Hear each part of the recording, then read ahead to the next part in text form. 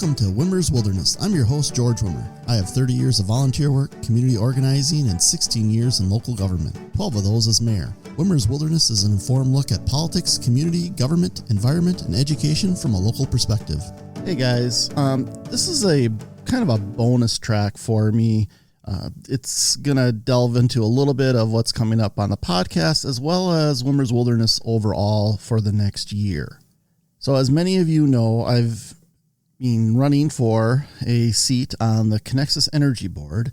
Connexus Energy is a member-owned cooperative, which most of its customer/member owners don't really realize they actually own the cooperative. But like many of these cooperatives throughout the country, there's very low interest, there's very low participation in the democratic process of selecting board members. And so I'm trying to really highlight the importance of people to be involved with their member-owned co-ops. The podcast I had done previously called The Public Good really focuses in on the importance and the history of member-owned cooperatives.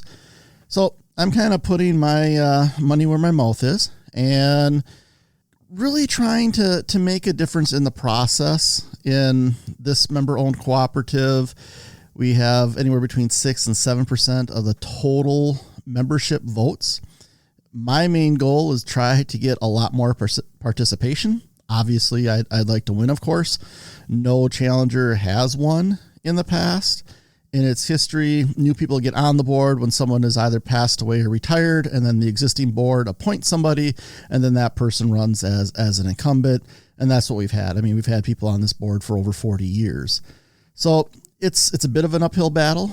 It's a bit of Don Quixote tipping at windmills, but I'm really trying to bring some focus in my own area to the importance of people being involved in their local government, in their local boards, and in this case, in your, energy cooperative. This is the company, and most companies that you pay your bills to for electricity are middlemen. Not all, but most of them are. Many are member-owned cooperatives, like Connexus Energy. Some are private businesses as well, but they essentially buy their energy from one or more different energy producers. Then they transmit it to the end consumer. So they're kind of, again, like I said, that middleman in the process. And if you're a member of a member-owned cooperative, get involved. Learn about it. Some of the terrible crisis that happened in Texas is from lack of public consciousness of where they actually get that power when they flip their switch. And I know there's been a lot of just terrible, horrible things going on in our lives, from the pandemic to social issues to elections to everything else under the sun. But when you flip that switch, if you don't have electricity, that then becomes your number one priority. And doing a little bit of work on the front end to be involved and know what's going on, you can help guarantee that power is there when you flip the switch. So I'm going to be doing an episode all about this run on the board and the really ridiculous amount of hurdles and everything else you have to go through to even get your name on the ballot and everything else in the process. But it's important to highlight that. So we're going to dedicate an upcoming episode to that. And I kind of wanted to let you know the other 3 episodes that are coming up. Okay, so the next episode that I will be releasing the first week of May is going to be about inflation. And I've talked about this before, and we're going to delve into kind of that buying power. And a lot of it comes into when people are talking about, should the national minimum wage be $15? What's the cost of education like? How have these things changed over time? Senator Elizabeth Warren talks oftentimes about how when she went to college, it cost $50 a semester. Well, obviously that's not the case now. There's a lot of different collegiate institutions out there. Some are land-grant universities, some are private, some, and I'm not going to get into all of that right now. But inflation, well, what does that mean? It's everything from $1.50 years ago was worth X, it's worth Y today, to the cost of certain goods have changed and fluctuated.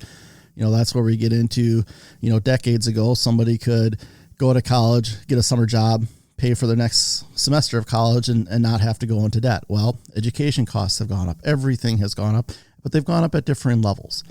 And we really want to kind of highlight what inflation has done. So we've put together a huge amount of information. By we, I mean me. I'm the host, the producer, the technical person, and all that stuff. This is pretty much a one-person show.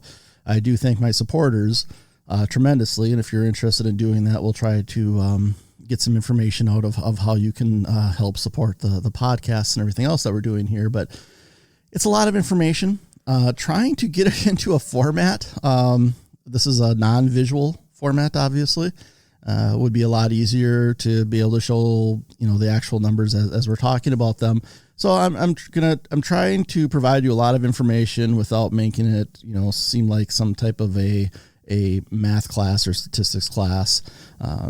So we're trying to work through that, and I'm bouncing some ideas off of some people and the best way to convey that. So that's going to be the next one popping the first week of May. Second week of May, we're going to do an entire episode on what I consider one of the best political books ever written, and that's Dr. Seuss's Yertle the Turtle. So we're not going to get into this whole nonsense of, some Dr. Seuss books aren't being put out anymore, which was, by the way, not a government action, but was an action by the Seuss Family Foundation itself. But we're going to talk about Yertle the Turtle, which if you haven't read Yertle the Turtle and you want to listen to that podcast, I'm going to read it. It is excellent. We're going to talk about Yertle. We're going to talk about that little turtle who made the big change, which wasn't Yertle. So we're going to go through that in depth. When I was mayor and I would do readings at differing daycares and schools, I would always read Yertle the Turtle because it was my personal mission to get people to see how brilliant of a work that is. And it seems very simplistic, and a certain level, I suppose it is, but its message is incredibly important. So that's going to be the second episode of May. Third episode coming out in May is going to be about a lot of these congressional personalities. Okay. And I really struggle, and I still haven't come up with a title for the show yet.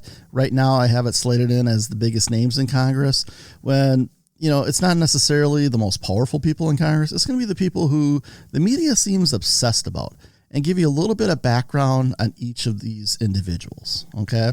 And then you can decide what you want to decide from there, and just the kind of lens that they're looked at, and putting together some actual factual information about each of these individuals. And there'll be, at this point, there's 20 people who serve in the Senate and in Congress, and giving some information about them so that you have perhaps a little more in-depth kind of background the next time you hear their name in the media, which will be today, tomorrow, and pretty much every day, because some of them try to go and get that attention. Some of it just naturally gravitates to them, and some of them are just the favorite targets of the other side of the aisle. So, and this is completely bipartisan. There's going to be people on both sides that we're going to discuss, and why they seem to be such big names. Maybe that's what we'll call it, right? Big names, but who knows? We'll see where that goes. So when you see that one coming out third week of May, you'll know what's going on there. And then the fourth week of May, we're going to, just before Memorial Holiday, we're going to talk about this run for the Connexus board. By then, I will know if I've won or lost, and if past is prologue here. The chances of winning are very slim, but let's see if we've been able to move the needle at all. See if we've been able to make some progress, and really go through it kind of point by point. And I hope that you'll find that as interesting to listen to and to learn from. At some future point, maybe the end of this year and the beginning of next year, I'm going to talk about my local office runs, just to get, maybe prime the pump and get some people interested in running for their local office, and some of the things that they can look forward to, some of the trials that they can try to overcome, and there's some good information out there. There's actually a pretty good book about running for local office as well. I'll make a recommendation of it that time too. So that's kind of what's going to happen for the month of May for the podcast.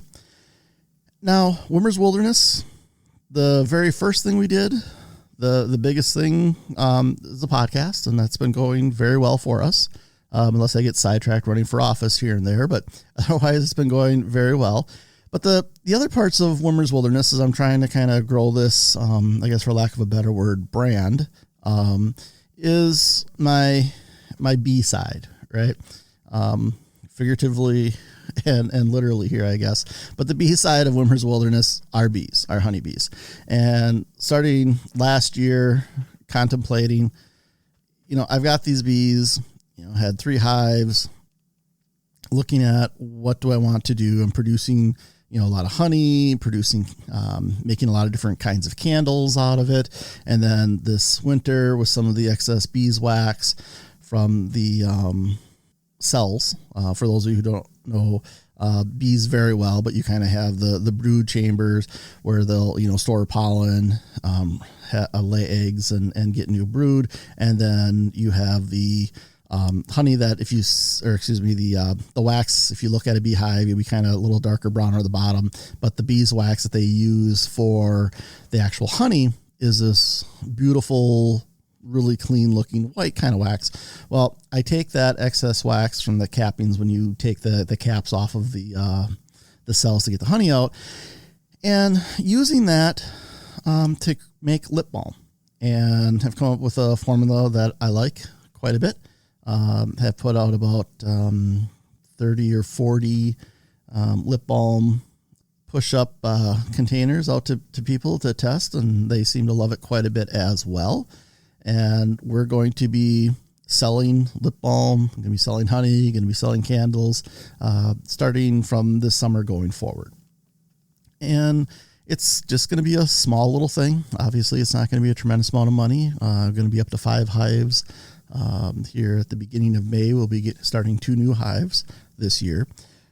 And that may very well be the cap of how many hives I have, depending on how all this goes. But I just wanted to make you aware of that as well, that I am also launching that side of things for Wimmer's Wilderness. And as we go forward, there's going to be potentially a few more things under that name. And then I'll also say that we'll be launching a store on wimmerswilderness.org. There's kind of a placeholder right there now, but we'll be launching that store that'll have those products as well as some Wimmer's Wilderness merchandise that we're going to start developing here too. So trying to balance all that keeps me a little bit busy. And then writing for CritterFacts.com, CritterFacts app, which is a tremendous free app. You can get all kinds of great information about Critter Facts on. And I've been a little delinquent in my article writing for them. Had put out one a couple weeks ago, and I'm finishing up one to send over to them on manatees. And then hopefully we'll be getting back into a regular one article per week type function once I get through this Connexus campaign. So I just wanted to kind of give you guys an update on where the podcast is at. We've been absent for a few weeks, and then also where everything else is kind of going. It's really an exciting, positive, and invigorating, energizing kind of thing. And I just couldn't be any happier or more excited about it. I'm so excited to get working with my bees more. I was talking to somebody, about some of the things I'm going to focus on after the Connexus campaign. And I said, well, I'm going to be working with 250,000 of the best business partners I ever had, my honeybees. So it's a strong passion of mine. So is this podcast. So I do want to apologize for those. I didn't think I'd have to take as much time away from podcasting, but I try to have some good, solid information, well-researched information. Maybe it doesn't sound that way all the time when you're listening to the podcast, but I really want you guys to walk away from a podcast with a lot of good information, okay? And to me, That means making sure I do proper research and then try to deliver it in as casual of a way as possible. And then we're working on lining up some interviews as well. So again, pretty much a one-person show here. So the working on interviews and that type of thing, everything takes a little bit of time to do, or a lot of bit of time. So we'll get those lined up as well. But we're pretty far into getting everything researched and everything for all the other podcasts coming up. So I thank you guys for your patience. Take a look at wimmerswilderness.org. It's been revamped for those who haven't been there for quite some time. One of the things I worked on about 2 months ago was kind of really revamping the Wimmer's Wilderness website. So if you haven't been there in a while, go check that out and send me feedback. There's a place in there you can click to send me feedback, or email me at george@georgewimmer.org. Message me on any of my social media, Facebook, Instagram, Twitter, and let me know. I always tell people, I had 6 older brothers. There's nothing you can say or do to me that hasn't been done already. So if there's some things that you think are just completely atrocious, let me know. If you have any suggestions, let me know. The store will be launching here in about the middle of July, when we have some product in place. So again, thank you so much for listening. And I really appreciate all of the listeners.